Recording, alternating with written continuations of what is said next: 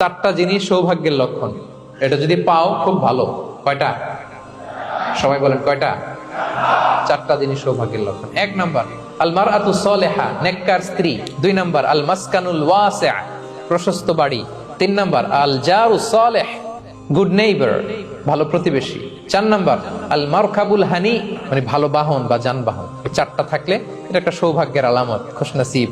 কিন্তু খেয়াল করে দেখেন তো বিশ্বনবীর চারটার মধ্যে কয়টা ছিল? শুধু এক নাম্বারটাই ছিল, বাকি তিনটা ছিল না তেমন। এক নাম্বার কি ছিল? আল মারআতু সালেহা, নেককার স্ত্রী, এটা বিশ্বনবীর ছিল, ঠিক কিনা?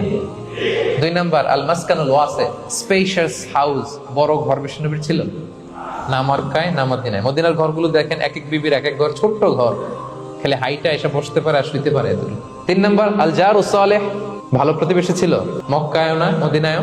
মদিনায় গেলেন, আশেপাশে ইহুদিরা থাকতো, বনু কাইনুকা, বনু কুরাইজা, বনু নাদির। তাদের ষড়যন্ত্রে একটা রাতও শান্তিতে ঘুমাইতেই পারে নাই। সুক্ত দূর কি বাদ, সবসময় জ্বালাতন করতো, বিট্রে করতো, ওয়াদাভঙ্গ করতো, এগুলো ঘটেছে। তার মানে ভালো প্রতিবেশী জোটে নাই। চার নাম্বার আল মারকাবুল হানি, ভালো বাহন। খুব বেশি ভালো বাহন ছিল তাও বলা যায় না, খাবারই তো ছিল না, ওট খাইলে না গায়ে জোর থাকবে, ঠিক কিনা? হ্যাঁ, কসওয়া আদবা ছিল। তার মানে বাহন ছিল চালানোর মতো, কিন্তু খুব বেশি ভালো বাহন যে ছিল এমন নয়। তাহলে চারটার মধ্যে বিষ্ণু পেয়েছিলেন কয়টা? একটা। কিন্তু মা আয়েশার ঘরের ভেতরে সুখ আর সুখ, কিছু নাই। একটা মশক, পানি খাওয়ার, রুটি বেলার একটা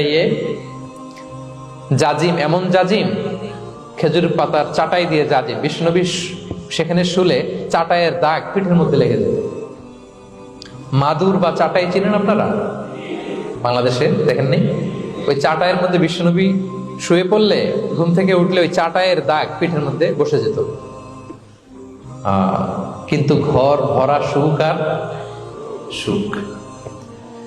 কারণ টাকা দিয়ে বাড়ি কিনা যায়, গাড়ি কিনা যায়, ঘর কিনা যায়, সব কিনা যায়, কিন্তু সুখ কিনা যায় না। কিনা যায়? এজন্য মনের সুখই আসল সুখ, ওইটাকে গুরুত্ব দিবেন প্রিয় ভাইরা। সহিহ মুসলিমের আরেকটা হাদিসে বিষ্ণু সাল্লাল্লাহু আলাইহি ওয়াসাল্লাম বলেন, লাইসাল গিনা আন কাসরাতিল আরাদি ওয়ালাকিন্নাল গিনা গিনান নাফস। বেশি সম্পদ থাকলেই ধনাঢ্যতা নয়, আসল ধনাঢ্যতা মনের ধনাঢ্যতা। মনে সুখ তো সবখানে সুখ, মনে শান্তি তো সবখানে শান্তি। এই 6 নম্বর পয়েন্টটা বুঝতে পেরেছেন আপনারা? 6 নম্বর পয়েন্টটা কি? মনের সুখী।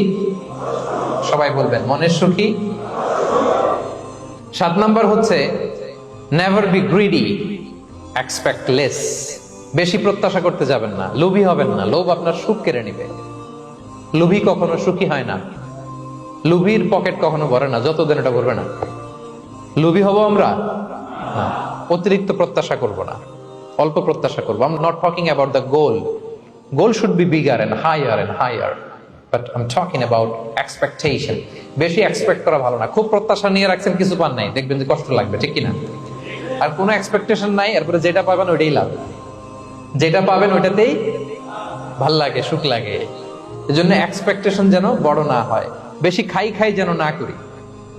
হ্যাঁ, কালকে কি খাবো, পরশু, আগামী সপ্তাহে আমার মেয়ের কি হবে, ছেলের কি হবে, ওদের ভবিষ্যৎ, গাড়ি বাড়ি নাই, এই যে অস্থির, এরকম আসলে নাই। আজকের জন্য বাঁচুন, আজকের জন্য বাঁচুন, কারণ আগামীকালের তো জন্মই হয়নি। আগামীকালের জন্ম হয়েছে, এটা কি আজকে না আগামীকাল? আজকে হ্যাপি হন, আজকের জন্য বাঁচেন, আজকের জন্য প্ল্যান করেন। আগামীকালের তো জন্মই হয় নাই। কালকে সকালে সানরাইজের পরেই না আগামীকালের জন্ম গ্রহণ হবে, ঠিক কিনা বলেন? তাহলে প্রত্যাশা কমান, হ্যাপি হবেন আপনি।